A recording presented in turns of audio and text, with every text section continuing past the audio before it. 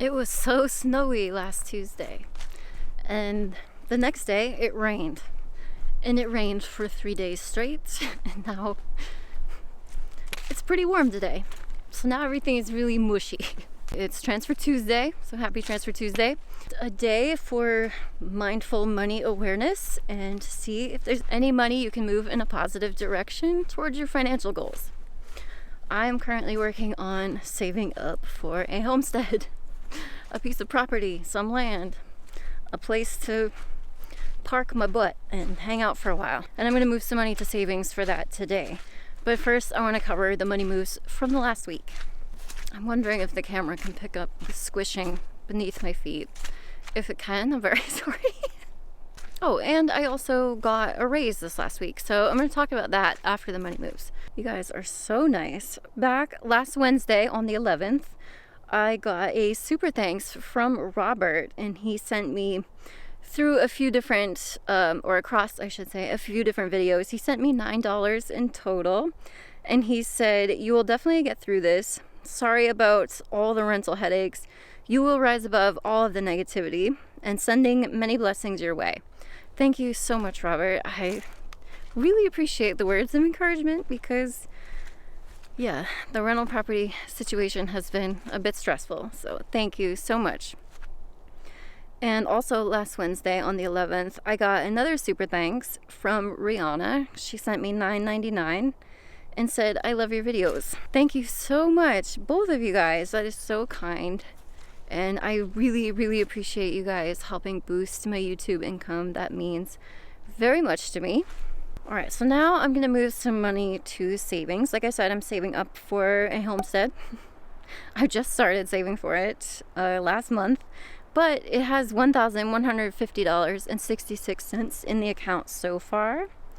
And I did get paid this last week from my W-2 job, but it wasn't quite enough for the entire month. So I'm just going to move 50. Move complete. Now that account's up to $1,200.66, which again, we don't need to state the obvious. That's not going to buy much in the real estate world, but we got to start somewhere, right? Oh my, that's deep. Okay. It is so beautiful today, especially right now, but it is so flippin' windy today. I walked along the edge of the cove in a tidal river, and the wind is whipping so hard, which means it's super shitty offshore, which means none of the boats that I would be working on are going to be fishing, so probably not going to have a boat trip in the next couple days, but I have one tentatively lined up for Friday. There's still plenty of time between now and the end of the month, but with the holidays, you know, oh well, if I don't get another sea day, it's not a big deal. I have prepared for this and I am not worried about it. Since we're talking about W-2 work, like I mentioned, I did get a raise. I got an email from our HR person the other day, and she was like, "Oh my gosh, I'm so sorry. I forgot to notice that you had surpassed your first 36 sea days with the company." That is when everybody, if you make it past 36 sea days, you get a $25 per day raise. She said you technically hit your 36 days while you were offshore on the Bigelow for that long trip in October, and she didn't notice, and I didn't not notice, but I just didn't think that they counted those days since those were for like a specific project where it's not related to my actual position in the company. It was a different program, so I didn't think they counted, so I wasn't thinking about it really, but yeah, they did. And so they back paid me. It happened like at the end of the trip, but there was 5 sea days I've had since then that required some back pay. So I got back paid $125 in addition to the 1 sea day I had during the last pay period. So that's cool. I now make $325 per sea day for just the time on the vessel. So that's cool.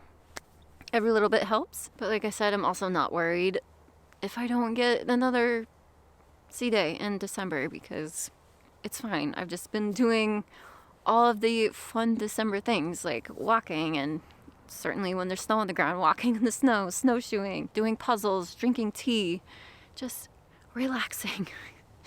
And I think, if I'm being honest, I think the stress of the rental property has been kind of making me not want to do much. Not that it's even that stressful, it's just, yeah, it's stressful. It is stressful. It's annoying, it's frustrating. You know, just a bunch of damage and nothing I can do about it, so that kind of sucks. And it's been stressful trying to like get the gas turned on, the bids for damage cleanup and repair from the shitty tenants, and what the heck's going on with the furnace and the gas. And oh my gosh, so a plumber finally came the other day, the end of last week, and got in there, pressure tested. He told me he thought that there was a gas leak from the inlet to where the gas line goes into the house, which he thinks was behind the stove in the kitchen. He said it looks like also someone on the outside of the house hit the meter, which is like just a few inches above ground level and right next to the driveway. He said it looks like someone hit it with their car.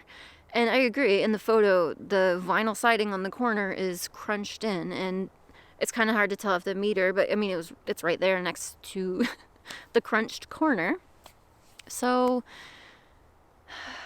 yeah, he recommended getting a plumber and to pressure testing all the lines and figure out exactly where the leak is. The guy thought it was probably behind the wall where the car might have hit it and snapped that line or something. So, so a plumber came yesterday, and today he thinks, I don't know, last update I got, he thought it was just some valve that was turned off on the furnace itself or something. I don't know. Maybe that's not something that the gas company checks or turns on or is in their periphery of things to do when they go there. I have no idea. So, you know, still not even sure if the furnace needs to be replaced or not. But yeah, the stress of it is just like, but it's fine. I'm not worried about it. I did get 3 bids back for, like I said, the cleanup and damage repair, getting the poop off the walls, you know, those fun things.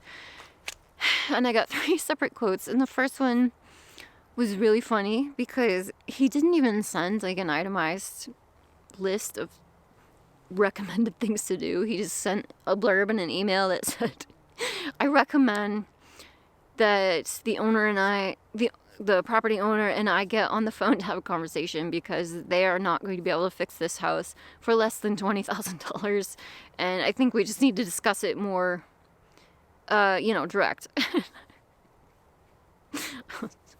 Oh God, which I totally understand. He's probably someone that, like, the person that I'm thinking is going to buy it, he's probably looking at it as someone's gonna like want to demolish all of this and start fresh. And so I'm guessing that's more the perspective he's looking at it, and that's fine. But another quote was like $12,500. Yeah, and then the third quote was like $7,700, and it had more of like the kind of more bare scope I'm looking to do, since I'm just wanting to sell it after. I like just literally want it cleaned up. Fine, they want to put up fresh paint. Okay, cool. Fix the window. Yes, please. Cool. Replace the blinds, whatever. But like, I'm not replacing cabinets and replacing the tub and like, I don't know, like things that aren't necessary, that I'm pretty sure whoever's going to buy it is going to turn around and do anyway. So yeah, I put down half the deposit for the cleanup bid. I went with the $7,700 one. Paid half of that today, and they're going to get started right away. The other thing about the $12,000 whatever bid, they couldn't start until like the end of January, and looking to make some moves very quickly, and that's not quickly. So we'll see what it ends up being in total, what else they're going to find when they're digging through, what this plumber is going to charge me, what is happening with the furnace. Like, it's all still up in the air, and it is stressful. Again, even though there's nothing I can do about it, and I know it's all going to be totally fine, it's just a matter of getting through. Getting all of that done is, the kind of final step to being able to put it on the market and then getting that process started. So it's all good. And how can you be stressed when you're outside This is also why I walk every day. This is therapy. When things are crappy, this is therapy. No, like things are not even crappy at all. Life is so good, actually. Life is so good right now. And I'm just like soaking up December. You know, I've not been prioritizing gig work. I've been prioritizing happy. And that feels so nice, so crazy to say. Thank you guys always for the positive encouragement, constructive feedback. I love it all so very much. Certainly feel free to let me know down below what money moves you guys made towards your financial goals, and I'll see you again very soon.